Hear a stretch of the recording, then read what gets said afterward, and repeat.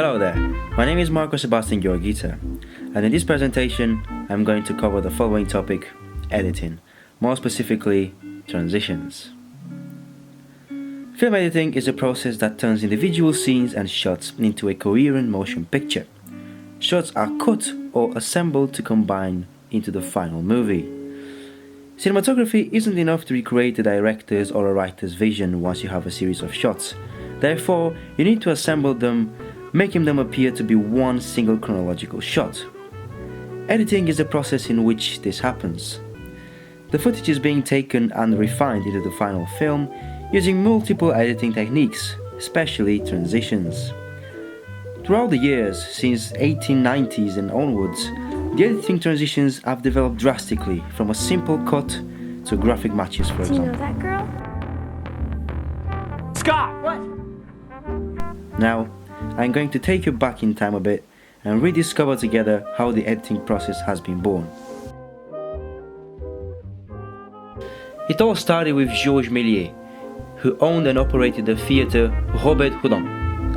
In the fall of 1896, Méliès was in Paris shooting a bus coming out of a tunnel, when his camera jammed in the middle of the take. When he got the camera working again, the bus was gone and replaced by a car. When he developed the film, the bus turned into the car right there on the screen, that way creating the jump cut. He then used his technique in one of his films, called The Haunted Castle in 1896, to create appearing and disappearing VFX.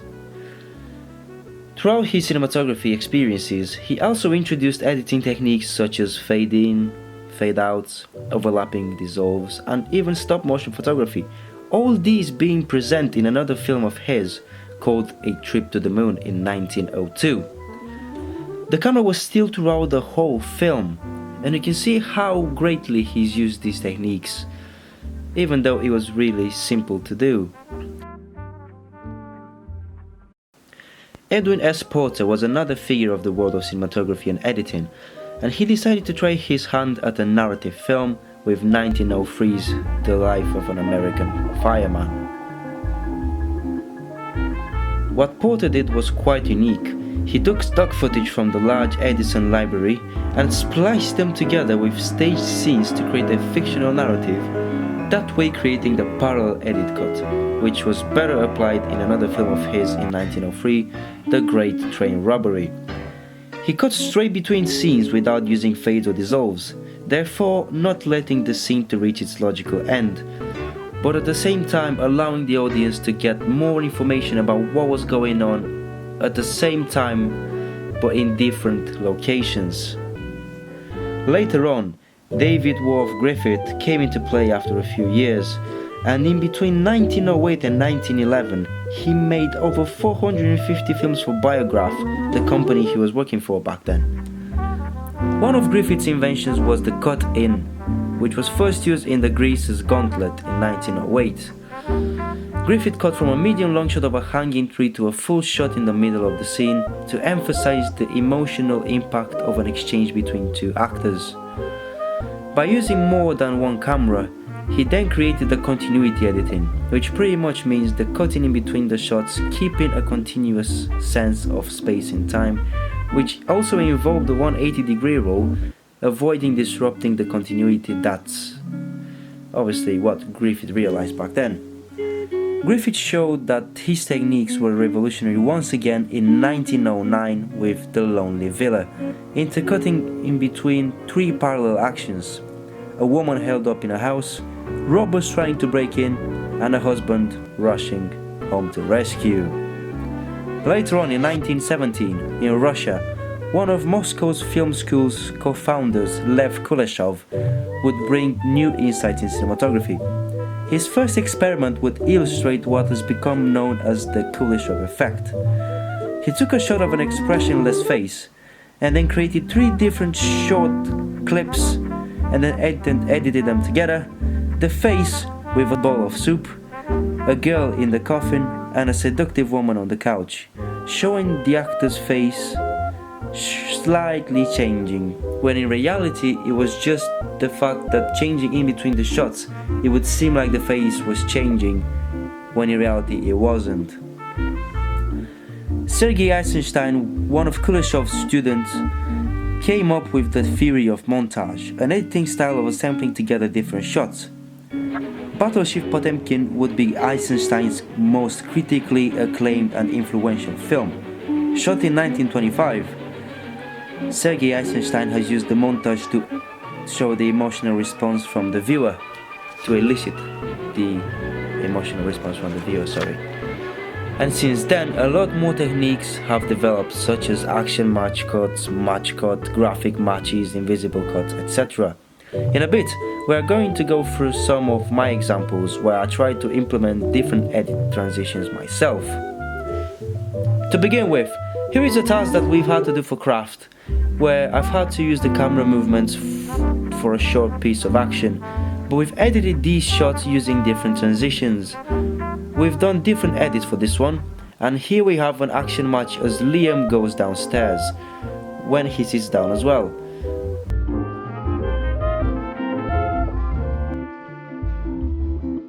On this other edit, we have myself going downstairs but using a jump cut to see how jarring it would look and how much it would take away from the action.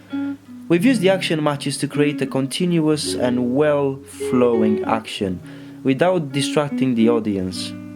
Next, during an editing task last year, we've been asked to edit a whole scene of a film based on the footage given and a script as well.